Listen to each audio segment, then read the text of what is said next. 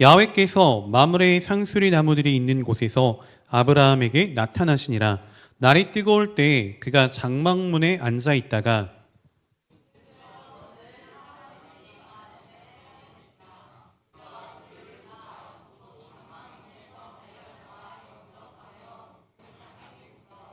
이르되 내 주여 내가 주께 은혜를 입었사오면 원하건대 종을 떠나 지나가지 마시옵고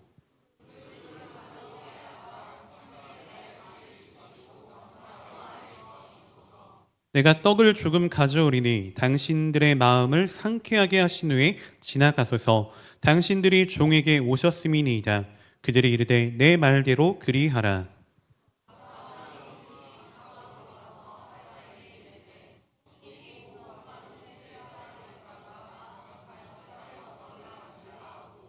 아브라함이 또 가축대 있는 곳으로 달려가서 기름지고 좋은 송아지를 잡아 하인에게 주니 그가 급히 요리한지라.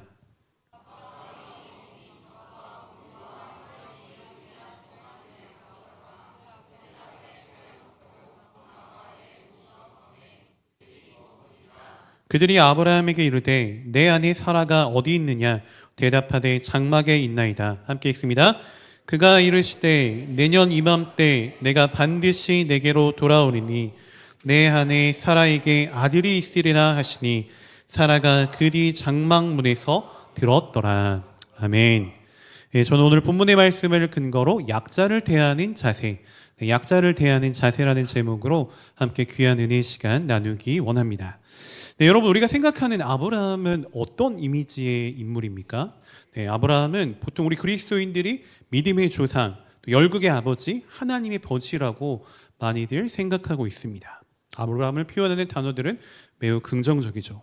또한 본문에 나오는 그 내용을 우리가 본문 다음에 나오는 내용을 살펴보면은 아브라함을 통해서 천하 만민이 복을 받게 된다라는 그런 엄청난 축복의 말씀까지도 우리가 확인해 볼 수 있습니다. 그야말로 복의 근원이 되는 믿음의 조상, 열국의 아버지라는 사실이죠. 자, 그런데 여러분 처음부터 아브라함이 이렇게 큰 복을 받을 수 있었던 그런 인물은 아니었습니다. 처음엔 그의 연약함이 많이 있었죠. 그의 연약함들로 인해서 수많은 시행착오를 겪으며 고난을 경험해야만 했습니다. 그러다 보니 약속하신 하나님의 복이 1, 2년 안에 쉽게 임한 것이 아니라 무려 25년이라는 긴 시간이 지나야만 했다라는 사실입니다. 그럼 어떻게 아브라함이 이 25년이라는 시간이 지난 후에 하나님께로부터 이와 같은 엄청난 복을 받을 수가 있었던 것입니까? 물론 여러 가지 이유들, 아브라함이 열국의 아버지가 되고 믿음의 조상이 되고 하나님의 벗이라 칭송받는 그런 인물이 되기까지는 여러 가지 이유가 있겠지만 오늘 본문을 통해서는 한 가지 확실한 이유를 깨달을 수가 있게 되는 것입니다. 자, 먼저 오늘 본문의 앞장인 창세기 17장의 말씀을 보면은 아브람과 사레가 아브라함 또 사라라는 이름으로 이름이 바뀌는 계명되는 그러한 말씀이 기록되어 있습니다. 즉 열국의 아버지 아브라함, 열국의 아버지, 열국의 어머니 사라라는 그러한 축복을 이름을 통해서 예약받았다라는 것이죠. 그리고 오늘 본문 가운데 하나님께서는 직접 2명의 천사를 데리고 아브라함에게 찾아오시는 그러한 모습을 확인해 볼 수가 있습니다. 본문을 보면 아브라함은 뜨거운 날씨 가운데 자신의 장막 문을 나서다가 앞에 있다가 3명의 사람들 지나가는 것을 우연히 보게 됩니다. 그리고 그들을 영접해서 아주 극진하게 대접하는 모습까지 보여주죠. 그런데 사실 아브라함이 이 사람들을 하나님으로 또 천사로 알고 이와 같이 대접했던 것은 절대 아니었습니다. 아브라함은 그들은 그냥 지나가는 불쌍한 나그네로만 알았던 것이죠.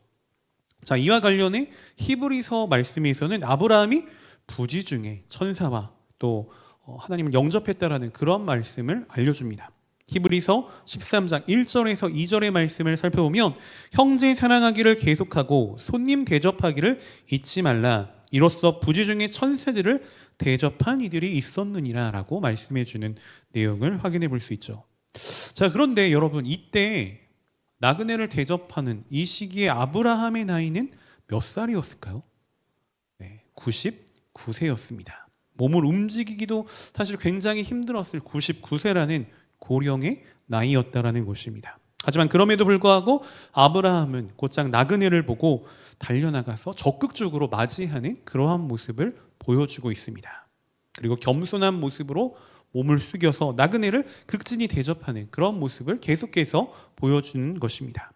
자, 여러분, 아브라함은 어떤 사람이었냐? 많은 식소를 거느렸던 대부족의 족장이었습니다. 하지만 아브라함은 거대한 족장으로서 거만한 모습을 찾아볼 수 없죠. 거만한 모습을 절대 보이지 않고 종과 같이 자신을 낮추면서 나그네를 극진히 대접하는 그러한 모습을 보여주고 있다는 것입니다.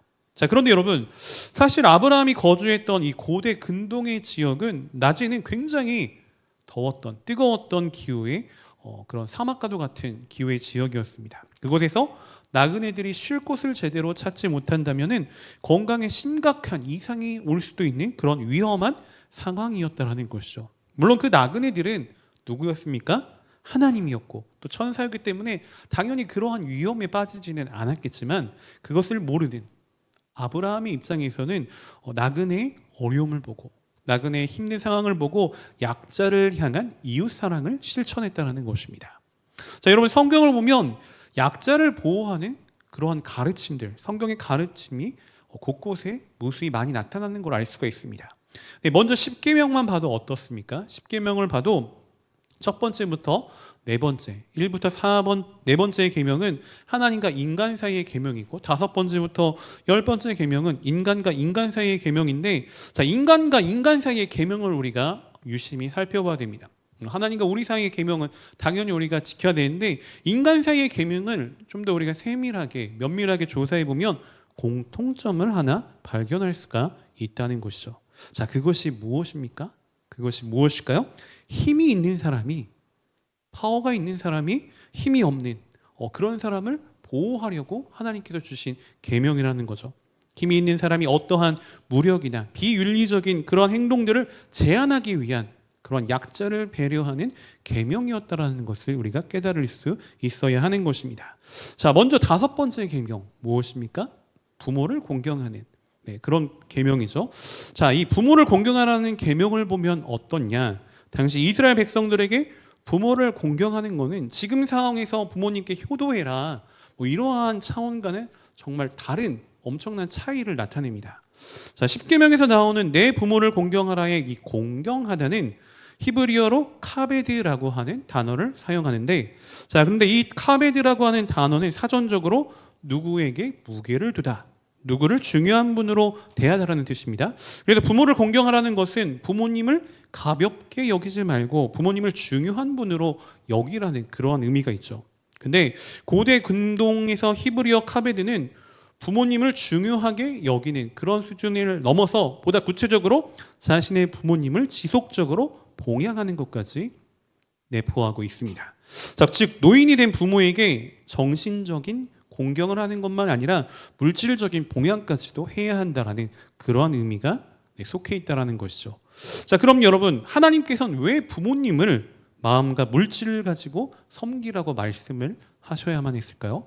자, 에스겔서 22장 7절의 말씀을 살펴봅니다. 그들이 내 가운데에서 부모를 업신여겼으며 내 가운데에서 나그네를 학대하였으며 내 가운데에서 고아와 과부를 해하였도다라고 말씀해 주고 계십니다. 자, 여러분, 에스겔 선지자가 활동했던 당시의 이스라엘의 상황은 부모를 업신여기고 또 나그네를 학대하고 또 고아와 과부를 해야 하는 그러한 악독한 시대였습니다. 이러한 악독한 그러한 상황으로 인하여, 그러한 이유들로 인해서 당시 이스라엘이 하나님의 심판을 피할 수가 없었던 것이죠. 여러분, 고대 이스라엘 당시에는 이 나그네와 고아와 과부는 누군가의 도움 없이는 살 수가 없는 사회적인 약자에 속했습니다. 이들은 고대 이스라엘의 3대 빈민층을 대표하는 그러한 인물들이었죠. 그래서 하나님께서는 기회가 있을 때마다 나그네와 고아와 과부를 돌보라고 수없이 말씀을 하셨습니다. 그런데 여기서 부모님도 나그네와 고아와 과부처럼 표현하고 있다는 사실을 우리가 주목해 보아야 합니다. 왜 부모님을 이러한 3대 빈민층과 합쳐서 말씀을 하셨을까요? 무엇 때문에 이와 같이 말씀을 하신 것입니까? 자, 왜냐하면 노인이 된 부모, 나이가 들어서 노인이 된 부모는 경제적인 능력을 상실해 버리기 때문입니다. 자, 오늘날 현대 사회에서 아무리 노인이 되어도 부모님의 경제력이 자식들보다 더 클 때가, 더 우세한 경우가 많긴 한데, 당시 이스라엘의 이 농경 사회에서의 부모는 일을 할 수 없는 그러한 형편에 처하게 되죠. 그렇기 때문에 경제력을 잃어버리는 사회적인 약자에 속하게 되었다라는 것입니다. 그러다 보니까 형편이 어려운 집안의 경우는 어떤 일이 생기느냐? 자기를 낳아주고 사랑으로 길러준 부모를 버리는 그러한 비윤리적인 상황까지도 많이 나타났다라는 것입니다.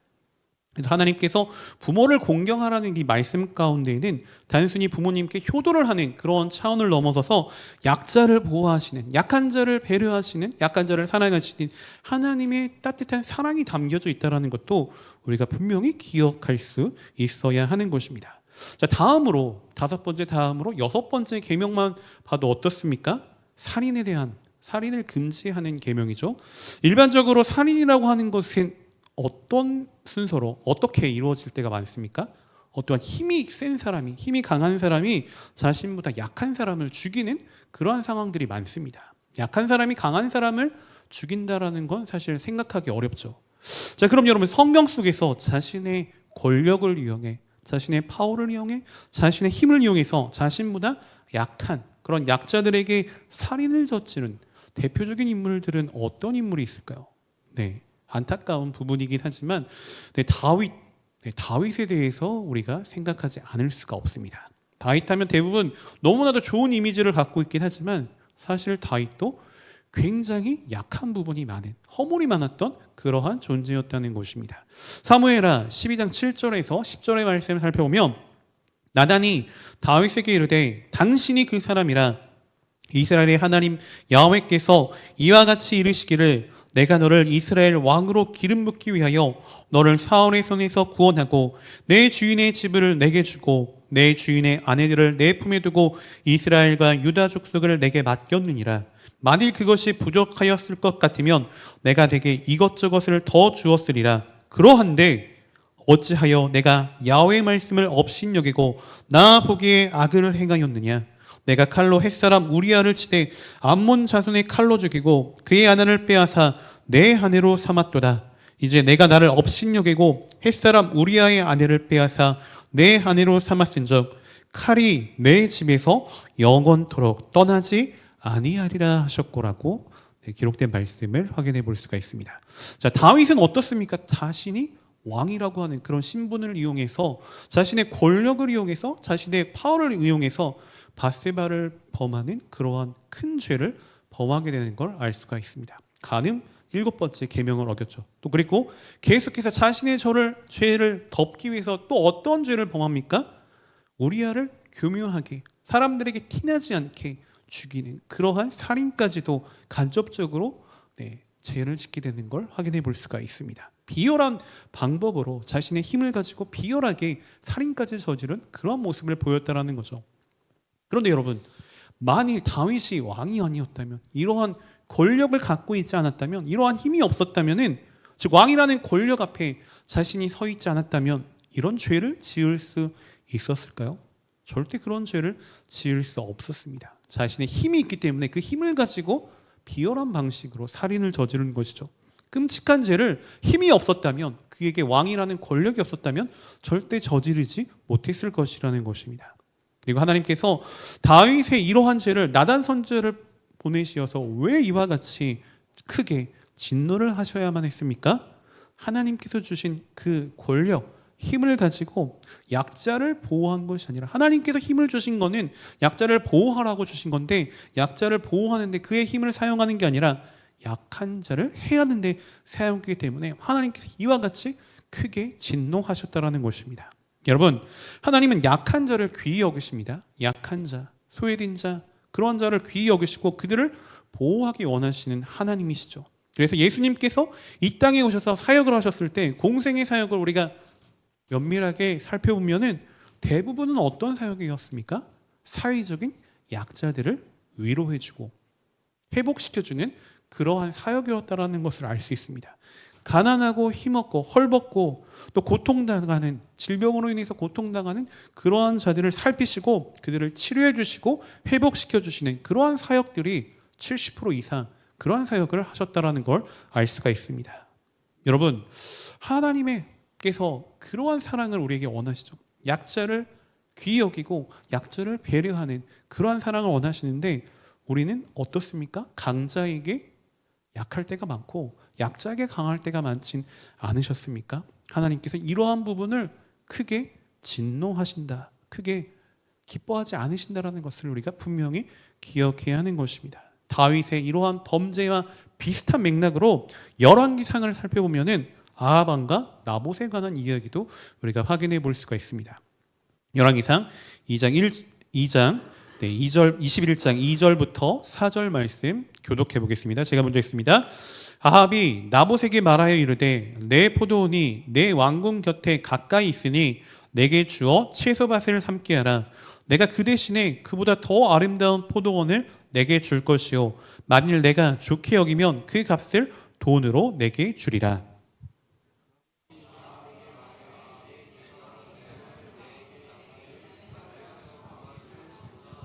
네, 4절 함께 읽습니다.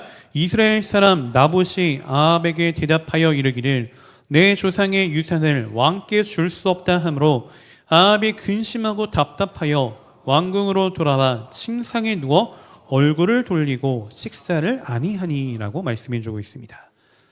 네, 이스라엘 왕 아합은 왕궁 가까이였던 나봇의 이 포도원을 탐내기 시작합니다. 그것을 가지고 욕심을 품었죠. 어떻게 하면 나의 소유가 될 수 있을까? 욕심을 가졌습니다. 그래서 이 포도원을 팔라고 나봇에게 요구하면서 이보다 더 아름다운 포도원을 줄 수도 있고 돈으로 갚을 수도 있다라는 그러한 제안을 하게 되는 걸 볼 수 있죠. 그런데 나봇이 뭐라고 말을 합니까? 무엇이라고 얘기를 하죠? 하나님께서 금하신 내용이다. 유산을 파는 것, 하나님께서 기뻐하시지 않는 금하신 내용이라고 말을 하면서 왕의 부탁이었음에도 불구하고 왕의 제안이었음에도 불구하고 딱 잘라 거절하는 그런 모습을 보여줍니다. 자, 이러한 나봇의 거절에 아합은 상처를 입었죠. 네, 상처를 입고 침대에 누워서 식사도 하지 않는 그러한 모습을 보이게 됩니다. 그러자 이러한 아합의 모습을 본 그의 아내 이세벨은 어떻게 말을 합니까? 우리 열왕기상 21장 7절에서 10절 또 교독해 보겠습니다. 그의 아내 이세벨이 그에게 이르되 왕이 지금 이스라엘 나라를 다스리시나이까? 일어나 식사를 하시고 마음을 즐겁게 하소서. 내가 이스라엘 사람 나봇의 포도원을 왕께 드리리이다 하고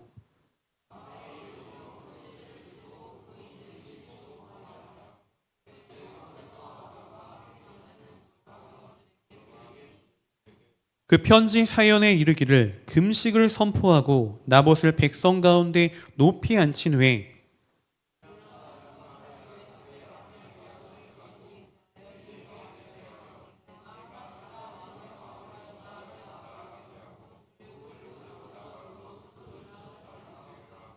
네, 여러분 이것이 무엇입니까? 어떤 현상이죠? 자, 이세벨은 왕의 이름으로 편지를 써서 나봇과 함께하는 이 장로와 또 귀족들에게 보내게 했습니다. 그런데 이 편지의 내용은 어떤 내용입니까? 불량자 2명을 사서 10계명의 9번째 계명, 거짓 증거를 의탁하는 그러한 내용의 요구를 하고 있다는 것입니다. 자, 이후의 내용을 보면은 실제로도 장로와 귀족들은 이 왕의 편지기 때문에 그 강자에게 약할 수밖에 없죠. 왕이라고 하는 절대 권력자에게 약할 수밖에 없죠. 그래서 그 왕의 힘이 순응해서 편지에서 시키는 대로 그냥 따르는 그러한 모습을 보여줍니다. 하나님의 말씀에 분명히 거짓 증거하지 말라고 말씀했는데 눈에 보이는 육신의 강자 앞에 철저하게 그의 힘을 하나님께서 원하시는 그런 모습을 나타내지 못했다는 거죠. 불량배를 싸서 나봇에게 하나님과 왕을 저주했다라는 그러한 억울한 누명을 씌우고 나봇을 돌에 맞아 죽게 하는 그러한 상황으로 이르게 했다라는 것입니다. 자, 여기서도 보면 어떻습니까? 이 사건을 통해서도 봐도 어떻죠?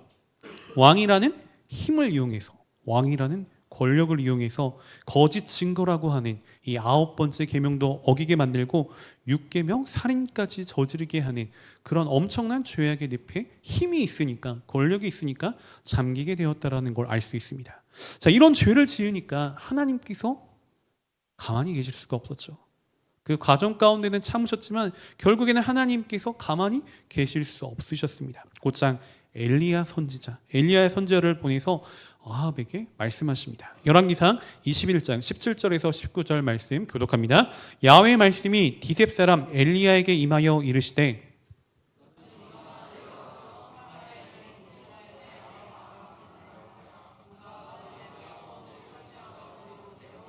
19절 함께 읽습니다. 너는 그에게 말하여 이르기를 야훼의 말씀이 내가 죽이고 또 빼앗았느냐고 하셨다 하고 또 그에게 이르기를 야훼의 말씀이 개들이 나봇의 피를 핥는 곳에서 개들이 내 피 곧 내 몸의 피도 핥으리라 하였다 하라.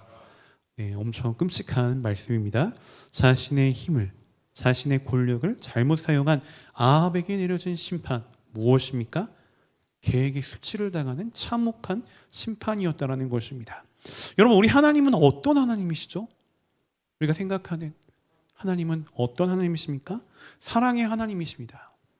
또 거룩하신 하나님, 공의의 하나님이시기도 하고, 근데 그 안에서 우리가 잊지 말아야 할 하나님의 성품은 어떤 하나님이시냐? 약한 자를 보호하기 원하시는 그러한 사랑의 하나님이라는 사실을 우리가 분명히 잊지 말아야 한다는 것입니다.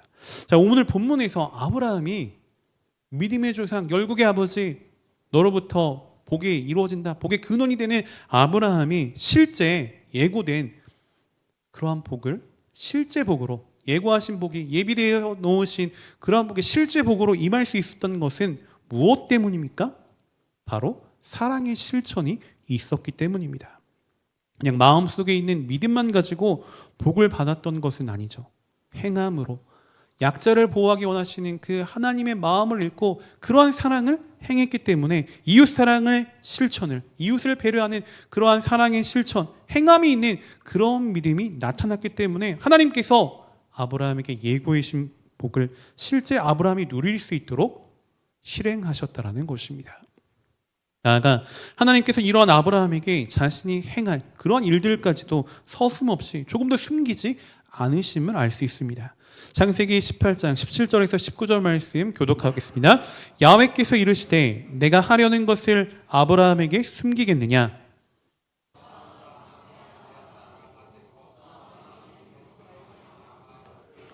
함께 읽습니다. 내가 그로 그 자식과 권속에게 명하여 야훼의 도를 지켜 의와 공도를 행하게 하려고 그를 택하였나니 이는 나 야훼가 아브라함에게 대하여 말한 일을 이루려 함이라. 아멘. 자, 사랑하는 여러분, 우리가 믿음의 조상 아브라함을 살펴보면은 하나님께서 아브라함에게 약속을 주셨습니다. 아브라함에게 약속을 주셨죠. 그 약속을 그런데 단번에 이루어주지 않으셨다는 것도 우리가 알아야 합니다. 분명히 기억해야 되죠. 우리에게도 하나님께서 약속하시 기도하면서 주신 그런 소망이 있고 비전이 있는데 그게 내 삶 속에서 바로 빠르게 신속하게 이루어지지 않을 때도 있습니다. 그러한 경우들이 사실 많이 빈번하게 발생될 수도 있죠. 하나님께서는 예고해 놓으신 우리에게 소망을 주신 그러한 복을 언제 우리에게 그러면 주시는 것입니까? 수많은 테스트를 하십니다. 복을 받을 만한 그릇이 되었을 때 아직 내가 복을 받을 만한 그런 넓은 마음이, 넓은 그릇이 아닌데 하나님께서 그런 복을 우리에게 주신다면 우리에게 그 복이 어떤 작용을 할까요? 오히려 그 복이 독으로 작용될 수가 있습니다. 하나님께서는 그 복을 적합하게 내가 수용할 수 있도록, 내가 그것을 누릴 수 있도록 우리에게 테스트를 먼저 하신다라는 것을, 마음을 넓도록 그 복을 받을 수 있는 그릇을 크게 만드시는 그런 훈련을 하신다라는 것을 우리가 분명히 기억해야 합니다. 아브라함이 25년이라는 시간을 기다리면서 훈련이 돼서 하나님께서 원하시는 게 이 약자를 배려하는 사랑의 실천을 그가 나그네, 당시의 사회적인 약자였던 나그네에게 실천하셨을 때 약속된 복을 그 후년에 받을 수 있도록 하나님께서 축복해 주셨다는 걸 알 수가 있습니다. 아브라함은 당시 사회적인 그런 약자였던 나그네를 극진하게 대접함으로 약속된 복을 실제의 복으로 누리게 되었습니다. 여러분, 저와 여러분 우리 모두도 하나님께 복을 약속받은 그러한 믿음의 자녀들입니다. 하나님의 귀한 자녀들이죠. 우리가 축복받기를 원하시는, 복을 받기 원하시는 하나님이신 것을 우리가 의심하지 말아야 합니다. 그런데 우리가 약속받은 그 수많은 복들을 실제로 누리기 위해선 무엇이 필요합니까? 실제 복으로 하나님께서 예비해 놓으신 그 복들을 내가 누리기 위해서는 단순히 우리 마음 가운데 믿음만 충만하다고 되지는 않습니다. 그 복을 우리에게 바로 내 안에 믿음만 가득하다고 이루어주는 게 아니죠. 그렇게 하나님은 역사하지 않습니다. 자, 세상의 이치는 어떻습니까? 강자에게 약하고 약자에게 강해야 사회적으로 잘 살아갈 수 있는 그러한 현상 가운데, 그러한 상황 가운데 우리는 살고 있죠. 그것이 살아가는 지혜라고 여깁니다. 강한 사람에게는 약해지고 약한 사람에게 강해지는 게 사회적인 그런 지혜라고 생각합니다. 근데 하나님께서 우리에게 바라시는 것은 절대 그러하지가 않다라는 것을 우리가 기억해야 하는 것입니다. 강자에게 약하고 약자에게 강한 것이 아니라 약자를 배려하고 약자에게 사랑을 실천할 수 있는 그러한 따뜻한 사랑의 사람이 되었을 때, 다시 말해 하나님께서 원하시는 그런 기뻐하시는 그런 일들을 행함으로 온전히 나타내는 그러한 믿음의 사람이 되었을 때 약속된 복이 우리에게 실제로 임할 수 있게 된다는 것입니다. 사랑하는 여러분, 우리는 세상의 기준으로 살아서는 안 됩니다. 세상의 기준이 아니라 하나님의 기준으로 살아야 되겠죠. 하나님께서 바라시는 아름다운 그러한 기준의 삶을 살아야 하는 것입니다.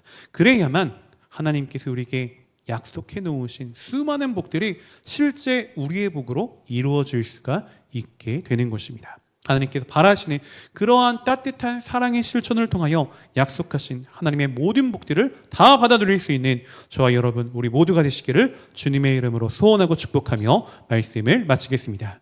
기도드립니다. 할렐루야. 사랑과 자비가 풍성하신 참으로 좋으신 하나님, 오늘도 우리에게 주신 말씀을 통하여 귀한 은혜와 깨달음 주시니 감사드립니다. 우리가 살아가다 보면 강자에겐 약하고 약자에겐 강하게 될 때가 참으로 많습니다. 하지만 우리가 성경의 가르침을 깊이 깨달아 더욱더 약자에게 사랑을 전할 수 있는 복된 그리스도인이 되기를 원하오니 하나님, 우리의 마음을 주장하여 주시고 행함이 있는 믿음의 사람 되게 하여 주시옵소서. 아브라함이 나그네를 극진히 대접함으로 약속하신 그 모든 복들을 실제 복으로 누리게 되었듯이 우리 또한 하나님께서 예비하신 모든 복들을 약자에 대한 사랑의 실천을 통하여 누리기를 원합니다. 우리의 믿음이 더욱더 확실해질 수 있도록 우리의 마음을 붙잡아 주시고 행함을 통하여 그 믿음을 증명하고 많은 복을 누리게 되는 아름다운 우리 모두가 될 수 있도록 주여 인도하시고 역사하시고 축복하여 주시옵소서. 감사드리며 모든 말씀 살아계신 예수 그리스도인 받들어 간절히 기도 올리옵나이다. 아멘.